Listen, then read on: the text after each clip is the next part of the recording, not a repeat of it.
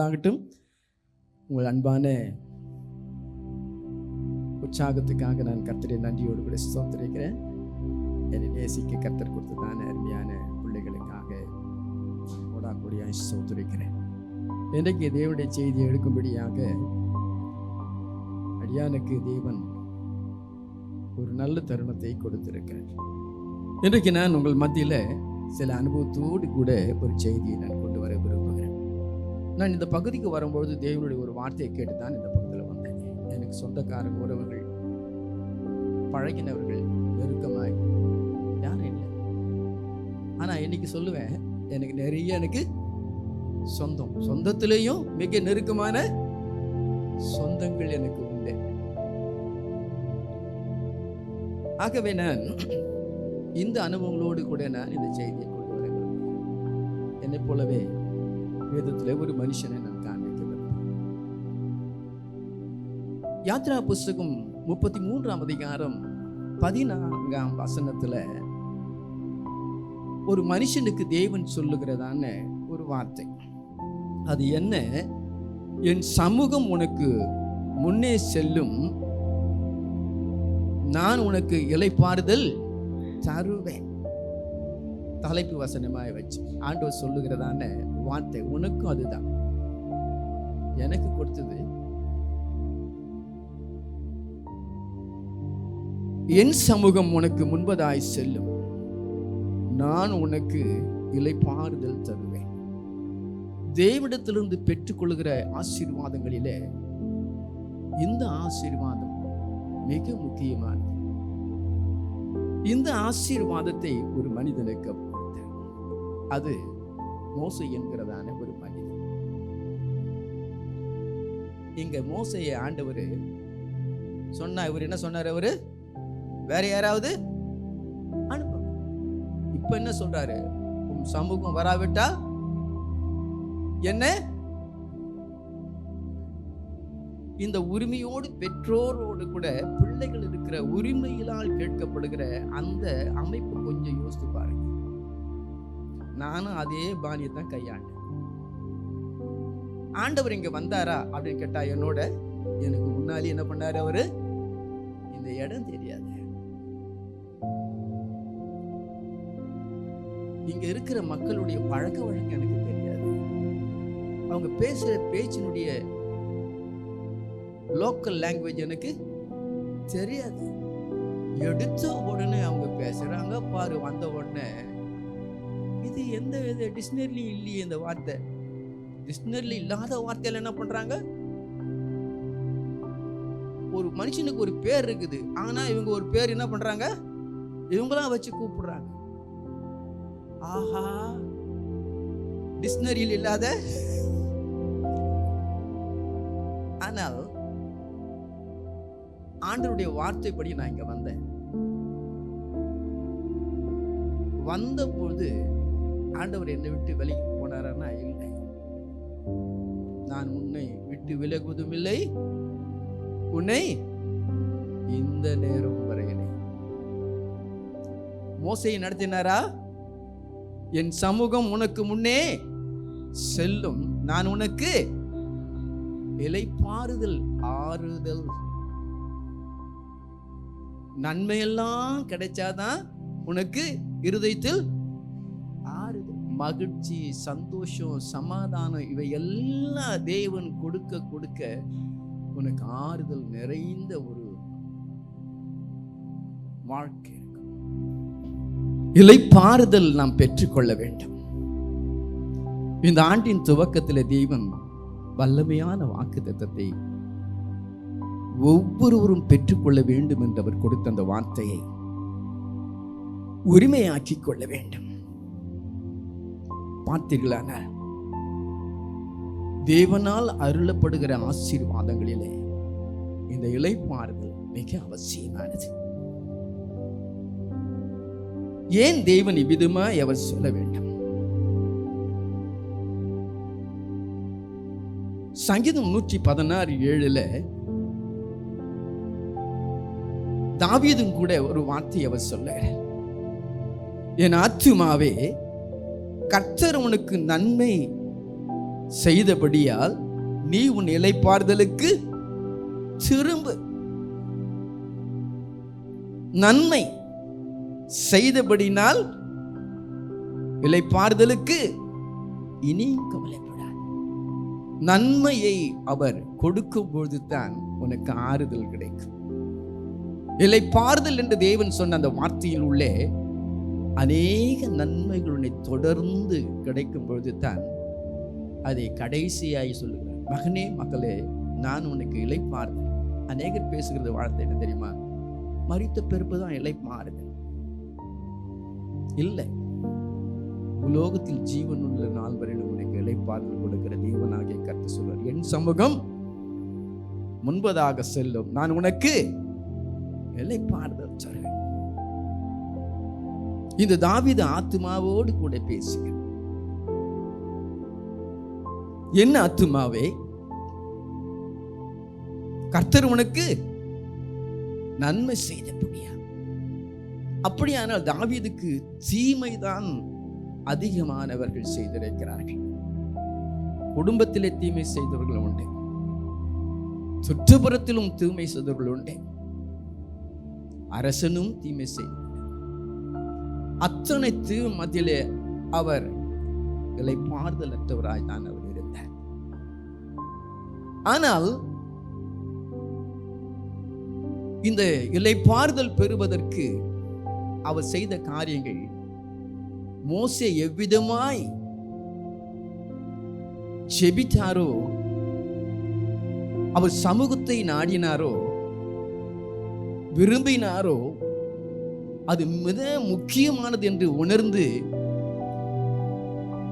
பிள்ளை தப்பன்றதிலே மன்றாடுவது போல, உரிமையோடு கேட்பது போல, உன் சமூகம் என்னோடு கூட வரணும். அவ்விதமாய் தாவீது உரிமையோடு கூட பேசும்பொழுது தேவன் அவருக்கும் அந்த வார்த்தையை கொடுத்திருக்கிறார். ஆகவேதான் ஆத்மாவோடு சொல்கிறார், இனியே கலங்குகிறாய்? ஆத்மாவே, நீ ஏன் கலங்குகிறாய்? கர்த்தர் உனக்கு நன்மை செய்துட்டார். ஆகவே நீ என்ன பண்ண, இப்பொழுது இளைப்பாறுதலுக்கு திரும்ப, சந்தோஷப்படு. உன் துக்க நாட்கள் முடிந்தது. தேவனுடைய மக்களா இருக்கிற நாம்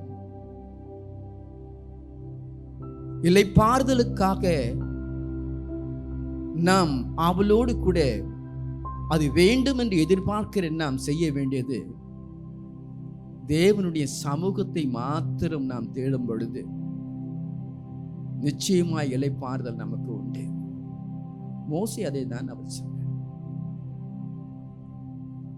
உன் சமூகம் இல்லாமல் நான் எங்கேயும் வரமாட்டேன். என்னை வற்புறுத்தி கூப்பிட வேண்டாம், இங்கிருந்து அழைத்து போக வேண்டாம். ஒட்டாரம் பிடிக்கிற மிகவும் உரிமை பெற்ற ஒரு ஒட்டாரம், வரமாட்டேன். இந்த உரிமையோடு கூட தேவனிடத்தில் பேசுகிற சுபாவம் உள்ளவளாய் நாம் மாற வேண்டும். நீர் என்னை ஆசீர்வதித்தால் ஒழிய நான் விடமாட்டேன்.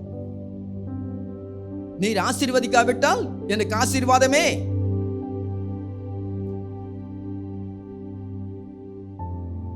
அந்த உரிமையை எவ்வளவாய் நாம் உரிமையை உருவாக்கிக் கொள்கிறோமோ, உரிமையாக்கிக் கொள்கிறோமோ, அது விசுவாசத்தினுடைய படியாய் இருக்கிறது.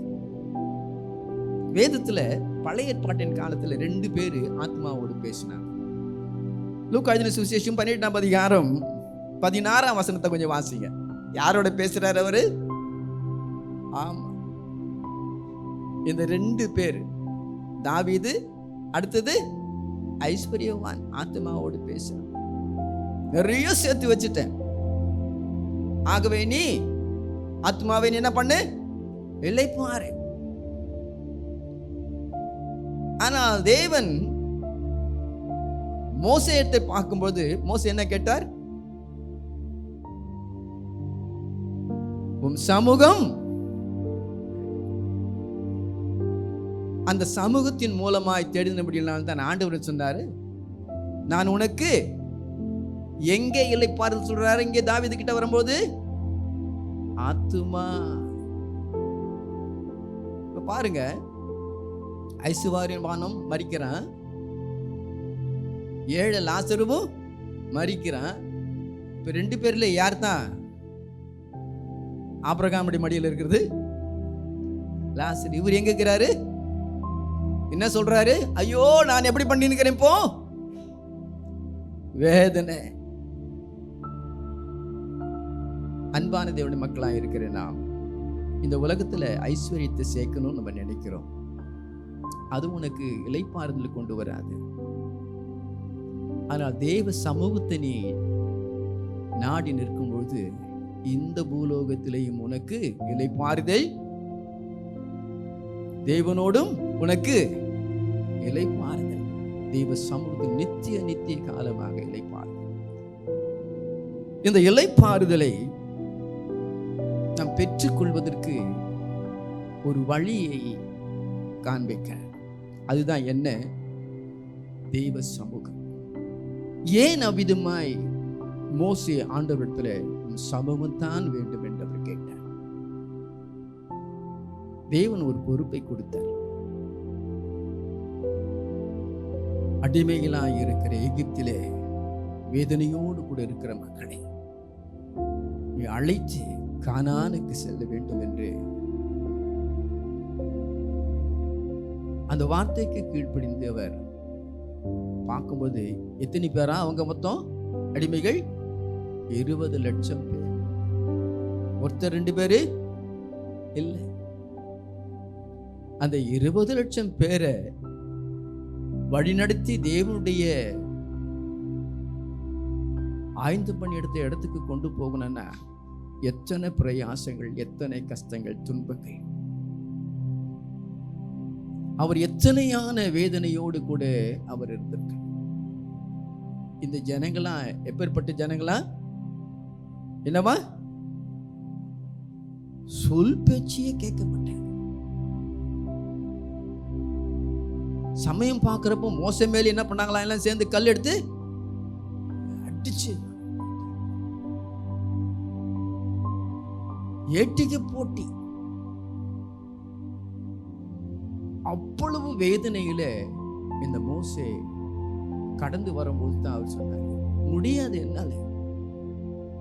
இப்படிப்பட்டதான உபத்திரவம், அவமானம், இந்த ஜனங்களை போஷிக்கிற விதம் எப்படி இதற்காக நான்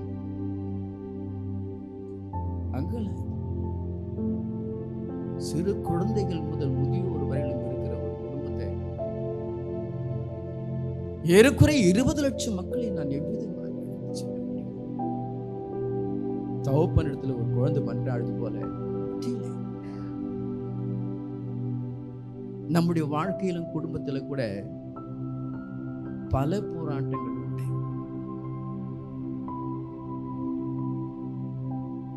நம்முடைய வார்த்தை, உங்களுடைய வார்த்தைகளுக்கு கீழ்ப்படுகிறதான பிள்ளைகள் இல்லை, சொல்றதை செய்கிறதான பிள்ளைகள் இல்லை. நீங்க அன்பா சொன்னா கூட என்ன வருமா? அந்த பிள்ளைங்க வம்பான காரியங்களை செய்யும். அந்த பிள்ளைகளுக்காக நன்மை செய்ய வேண்டும் என்று நீங்க உழைக்கிற உழைப்புக்கு ஏற்றதான ஒரு சந்தோஷமான காரியங்களை செய்ய முடியாத நிலையில் நான் என்ன செய்ய போறேன் தத்தளிக்கிறதான பெற்றோர்களை நான் பார்த்திருக்கிறேன். பெற்றோர்கள் பிள்ளைகளிடத்துல உண்மையாகவும் இருக்க முடியல, பிள்ளைகளும் பெற்றோரிடத்துல உண்மையா. ஆனா ஆண்டவர் ஒரு வார்த்தை சொல்றார், என் சமூகம் உனக்கு முன்பதாய் பிள்ளைங்க உண்மையா இருக்காங்க. எப்படியோ பிராஜி காசை கையில கொடுத்து அந்த பிள்ளைங்க அந்த காசை எடுத்து போய் எந்த காரியத்துக்காக கேட்டோமோ அந்த காரியத்துக்கு பயன்படுத்தாதபடி இவங்க ஒரு காரியத்துக்கு பயன்படுத்துவோம். உண்மை இல்லை. ஆனால் மோசேயினுடைய வாழ்க்கையை எடுத்துக்கும் போது மோசே எப்படி இருந்தாரா? முதலாவது யாருக்கு உண்மையா இருந்திருப்பார்னு நினைக்கிறீங்க நீங்க? கர்த்தருக்கு இல்ல, தன்னை வளர்த்த பார்வோன் குமார்த்தி தாயாய் பாவித்து வளர்ந்த மோசே அந்த தாய்க்கு உண்மையுள்ளவனாய் இருந்திருக்கிறான். அவன் ஒரு அடிமை என்றும் அவன் அழிக்கப்பட வேண்டும் என்றும் அந்த தாய் அந்த மோசே மேலே அவ்வளவு அன்பு வைத்தது காரணம் என்ன? ஏன் மோசேயை அவ்வளவு ஜாக்கிரதையை வளர்த்திருக்கிறார்கள்? எகிப்தினுடைய சகல கலைகளிலும் நிபுணனாக வளர்த்திருக்கிறார்கள். இந்த பிள்ளை இதை கத்துக்கணும், இந்த பிள்ளை இதை கத்துக்கணும், இந்த பிள்ளை இப்படி வளரணும், இந்த பிள்ளை இந்த ரதத்தை இப்படி ஓட்டணும், இந்த பயிற்சி பெறணும் அப்படின்னு அவங்க விரும்பினதை எல்லாவற்றையும் அப்படியே செய்தது மாத்திரமல்ல, எகிப்தில மிகவும் அறியப்பட்ட திறமையாக அந்த மோசே வளர்ந்ததுக்கு காரணம் பெற்றோராகிய அவர்கள் எதையெல்லாம் முன்னேற்றத்திற்கு வழிவகுத்து கொடுத்தார்களோ அதிலேயே அவர் வளர்ந்தார். ஆகவே தான் அந்த மோசேயினுடைய வளர்ப்பு தாயை குறித்து அதிகமாக நான் நேசிப்பது, வளர்ப்பு தியானிப்பது. பெற்ற தாயே என்ன பண்றதில்ல, பிள்ளைகளை அவ்விதமாய் நேசிக்கிறது இல்லை. பிள்ளைகளை உங்களுக்கு தான் சொல்றேன், பெற்றோருக்கு எப்படி இருக்கணும்? அந்த உண்மை இருந்தபடினால இன்றைக்கு எகிப்தினுடைய சரித்திரத்தில் எடுத்து பார்த்தா மிகப்பெரிய ஆச்சரியமான பில்டிங்லாம் யார் கட்டது கேட்டா மோசே தான் செய்திருக்கிறார். வேறு எந்த ஒரு அரசு பிரமிடுகள்லாம் யார் உருவாக்குனது?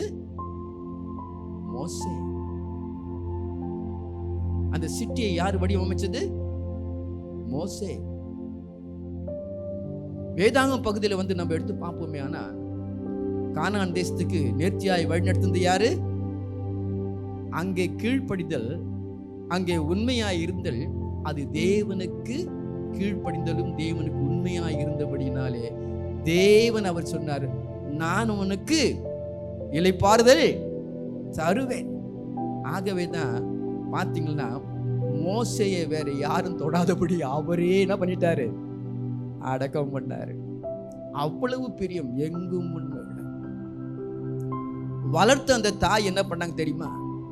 அடிமைகள் எல்லாம் எகிப்தை விட்டு போகும்போது அவங்களும் யார் கூட வந்துட்டாங்க?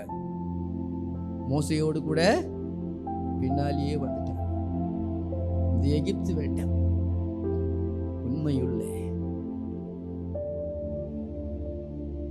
கீழ்ப்படிதல் உள்ள மோசே எனக்கு மகன். எகிப்து தேசம் எனக்கு பெரிதாய் தெரியவில்லை என் பிள்ளை. இன்றைக்கு அருமையான தாய்மார்கள் பிள்ளைகளை எவ்விதமாய் தேவன் உனக்கு கொடுத்ததான அந்த பிள்ளைகளை குறித்து தான் எவ்வளவு கரிசனையாய் நாம் சொல்றோம். பாருங்கள், தேவனுடைய சமூகத்துல நாடி வருகிற பொழுது ஒரு மிகப்பெரிய, அப்படியானால் தேவ சமூகம் எப்படிப்பட்டது? அந்த தேவ சமூகத்தோடு கூட நீ இருப்பாயே. ஆனால் மோசேயின் வாழ்க்கையில மிகப்பெரிய நன்மைகள் தொடர்ந்து கொண்டே இருந்தது. இந்த மோசையை தடுப்பதற்கு ஒருவரும் இல்லை. எந்த அரசனாலும் முடியவில்லை, இயற்கையாலும் முடியவில்லை. பார்வோன் தடுத்து பார்த்தான், முடியவில்லை. ஏன்? அங்கே தேவனுடைய சமூகம் இருந்தது. தேவனுடைய சமூகம் என்றால் ஏதோ ஒன்று என்று நினைக்கார்கள். தேவனுடைய வல்லமை இருக்கிறது, தேவனுடைய பராக்கிரமம் இருக்கிறது, தேவனுடைய அதிகாரம் இருக்கிறது, தேவனுடைய சேனை இருக்கிறது, தேவனுடைய அக்கினி ஸ்தம்பம் இருக்கிறது, தேவனுடைய மேக ஸ்தம்பம் இருக்கிறது. தேவன் உனக்கு வழி காட்டுகிறவராய் இருக்கிறார். உன்னை நன்மைதான் பின்தொடரும் என்று சொன்ன வார்த்தையின்படியே இளைப்பாறுதலுக்கான நன்மைகளை அவர் கொடுத்து கொண்டே இருக்கு. எத்தனைதான் பிரச்சனை வரட்டும், எதிர்ப்பு வரட்டும், போராட்டங்கள் வரட்டும், தடைகள் வரட்டும், செங்கடு தடையாய் இருந்த பொழுது வழி திறந்தவர். உன் வாழ்க்கையில் எத்தனை தடைகள் வந்தாலும் குறுக்கிட்டால் தடைகளை தகர்க்கிறவர். உனக்கு எதிராக உருவாக்கப்படும் ஆயுதம் தேவனுடைய சமூகம் உனக்கு இருக்குமானால் உனக்கு எதிரானவர்கள் ஒருவரும் இல்லை என்பதை அறிந்து கொள். இதை அகற்றுவதற்காக எத்தனை போராட்டங்கள் செய்தார்கள், நெருப்பினார்கள். தேவனுடைய சமூகம், ஆண்டவரே நீ முன்பதாய் நான் வருகிறேன். எத்தனை அவமானங்களை இங்கே சந்திக்க வேண்டியதாக இருந்தது, உறவுகளையே சந்திக்க வேண்டியதாக இருந்தது. எத்தனை அவமானங்களை நான் என் காதில் அவங்க சங்கீதம் சொல்லும்போது, யார் இதை பேசினாலும் திருப்பி என்ன பண்ணாத, அவங்கள எல்லாவற்றையும் எங்க சொல், தேவனுடைய சமூகத்துல சொல், அங்க வருவேன். கர்த்தாவை நீர் பார்த்துக்கொள், அவ்வளவுதான். ஆனால் அவர்கள் காணவே இல்லை. எவர்களை தூரப்படுத்த வேண்டுமோ அவர்களை நாம் தூரப்படுத்துங்க. தேவனுடைய சமூகம் உனக்கு இருக்குமானால் கர்த்தர் எல்லாவற்றிலேயும் உனக்கு இளைப்பாறுதல், ஆறுதல் தருவார். இன்றைக்கும் நான் இங்கே நிற்பதற்கு காரணம் தேவனுடைய சமூகம். ஆகவே தான் இது பரிசுத்த ஸ்தலம். மோசே பயணத்தின் போது ஒருவரும் தடுக்க முடியவில்லை. யோர்தான் ஓடி வந்தது, நான் இருக்கிறேன் என்று. ஆனால் பின்னிட்டு ஓடி, புறமுதுகு காட்டி ஓடினது யோர்தான் குவிந்து நின்றது. பின்பதாகவே ஓடி, அவன் வெண்களுக்கு அது உடையவன், இரும்பு தாப்பாலுடைய எரிகோ இதற்கு நின்றது. ஆனால் தெய்வ சமூகத்துக்கு முன்பதாய் தூள் தூளானது. முன்னோக்கி நடப்பதை மோசேயை தடுப்பதற்கு ஒருவரும் இல்லை. காரணம் தேவனுடைய சமூகம். உன் வாழ்க்கையில தேவனுடைய சமூகத்தை எப்பொழுதும் நாடு. அந்த சமூகத்தை அற்பமாய் எண்ணாதே. அதை நீ உனதாக்கிக் கொள்ளுகிற போது ஆசீர்வாதங்களிலே மிகப்பெரிய ஆசீர்வாதம் இளைப்பாறுதல். இந்த இளைப்பாறுதலுக்கு தேவனுடைய சமூகம் உனக்கு மிக அவசியமாய் இருக்கிறது. தேவனுடைய மக்களாகிய நாம் தேவனுடைய சமூகத்தை அற்பமாகவே நாம் சில வேளைகளில் நாம் விட்டு விடுகிறோம். ஆகவேதான் நம்முடைய வாழ்க்கையிலே இளைப்பாறுதல் அற்றவர்களாக, சமாதானம் இழந்தவர்களாக, சந்தோஷம் இழந்தவர்களாக, பலவீனர்களாக நாம் சுமந்து போயிருப்பதற்கு காரணம், நம் குடும்பங்கள் தத்தளிப்பதற்கு காரணம் இதுதான். நம் தேவைகள் பூர்ணமாய் கிடைக்காமல் போவதற்கு இதுவும் ஒரு காரணமாய் இருக்கிறது. ஆகவே தேவனுடைய சமூகத்தை எப்பொழுதும் நீங்கள், அப்படியானால் இந்த தேவனுடைய சமூகத்தை குறித்து நாம் அறிந்து கொள்ள வேண்டும். வேதத்திலே நாம் வாசிக்கிற போது எரேமியாவின் புத்தகம் 6ஆம் அதிகாரம் 16ஆம் வசனத்திலே அந்த வழியை தேவன் நமக்கு போதித்திருக்கிறார். இங்கே அவர் போதிக்கிறார், உனக்கு இளைப்பாறுதல் வேண்டும் என்று சொன்னால் பூர்வ பாதைகள் எவை என்று கேட்டு விசாரித்து அதிலே நல்ல வழி எங்கே என்று பார்த்து நீ நட. அநேகருக்கு ஆதி தெரியும், அந்தம் தெரியும், அனாதி தெரியும், பூர்வம் என்றால் எத்தனை பேருக்கு தெரியும்? ஆதியாகமம் புத்தகம் 2ஆம் அதிகாரம் நீங்க வாசித்து பார்த்தீங்கன்னா, தேவன் ஆதியிலே என்ன பண்ணாரு? வானத்தின் பூமியை உண்டாக்குனாரு. அது சீர்கெட்டதா இருந்தது. இப்ப அடுத்தது என்ன பண்றாரு? அதாவது ஒன்னொன்னா இப்படி கொண்டு வரும்பொழுது 6ஆவது நாள்ல என்ன பண்றாரு? யாரை உண்டாக்குறாரு? 6th டே மனுஷனை உண்டாக்குறாரு. மனுஷனை உண்டாக்குன உடனே 7ஆம் நாள் என்ன பண்றாரு? ஓய்ந்திருக்கிறார், இளைப்பாறினார், ஓய்வு. அப்படியானால் மனுஷனுக்கு 6ஆவது நாள் கடைசியில உருவாக்குறாரு. அப்போ மனிதனுக்கு முதல் நாள் எது? 7ஆம் நாள் தான் மனுஷனுக்கு. தாயில வயிற்றுல இருக்கிற வரைக்கும் அது தாயின் வயிற்றுல இருக்குது. என்னைக்கு பிறக்குதோ அன்னிலிருந்து தான் அவங்களுக்கு டேட் ஆஃப் பர்த் குறிக்கப்பட்டு. அப்போ 7ஆம் நாள் தான் உன்னுடைய டேட் ஆஃப் முதல் நாள். அந்த முதல் நாளே எங்கிருந்து ஆரம்பிக்கிற? ஆண்டவரிலிருந்தே ஆரம்பிக்கிற தேவ சமூகம். முதல் நாள் இளைப்பாறு. அந்த நாள் ஆண்டவர் என்ன பண்ணாரா? ஆசீர்வதித்த நாளிலே இருந்து உன் வாழ்க்கையை நீ தொடரும் பொழுது அது எவ்விதமாய் இருக்கும் என்றால், முதல் நாள்ல இருந்து அடுத்தது 6 நாளுக்கு தேவையான உனக்கு வேண்டிய நன்மைகள் என்ன பண்ணும்? தொடரும். நீ வேலை செய்வதற்கு, உனக்கு வேண்டிய ஆகாரத்திற்கு, உனக்கு வேண்டிய பாதுகாப்புக்கு, உனக்கு வேண்டிய சந்தோஷம், சமாதானம், சுகபலன் எல்லாவற்றுக்கும் தேவையான சகலத்தையும் அவர் உனக்கு அருளி செய்து மறுபடியும் மகிழத்தக்கதாய் தேவனோடு கூட சந்தோஷமாய் இருப்பதற்காக 7ஆம் நாள் உனக்கு ஓய்வு நாளாய் தேவன். அது என்ன நாள்? ஆசீர்வதிக்கப்பட்ட. அதுல என்ன பண்ணணும்? நீ மகிழ்ச்சியோடு கூட இருக்கணும். எங்க இருக்கணும்? தேவனுடைய சமூகத்தில் இருக்கணும். அந்த சமூகத்தில் தான் பக்தர்கள் என்ன பண்ணாங்க?